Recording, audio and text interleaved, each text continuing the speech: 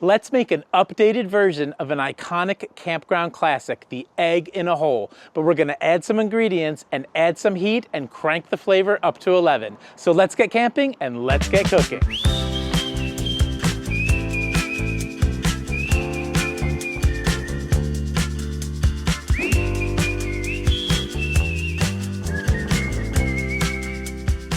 For today's episode, we are busting out the brand new Blackstone OTG camping griddle, and we are on unlevel ground here at this campground, so thank God for the adjustable feet on this unit. Let's get started by taking out 2 slices of hearty white bread, and I recommend getting thicker slices if you can. And then we're just gonna use a cup that I keep in my RV to press down on that bread and to create the holes in the middle of each slice of bread.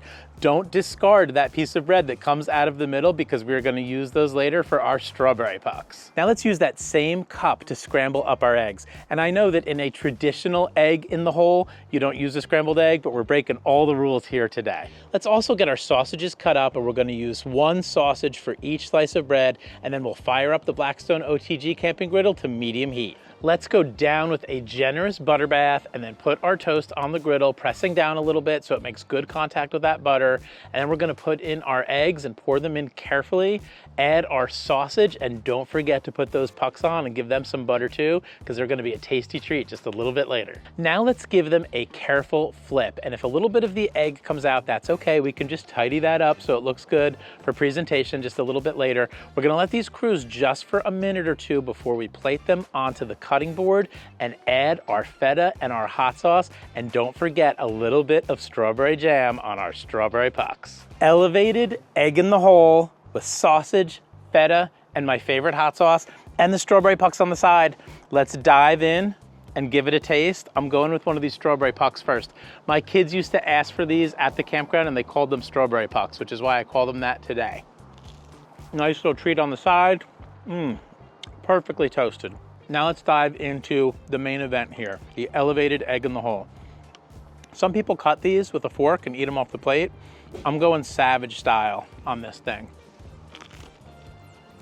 And I forgot to put on that lumberjack seasoning, so let me add some of that and then take another bite with the seasoning on it to crank it up even further.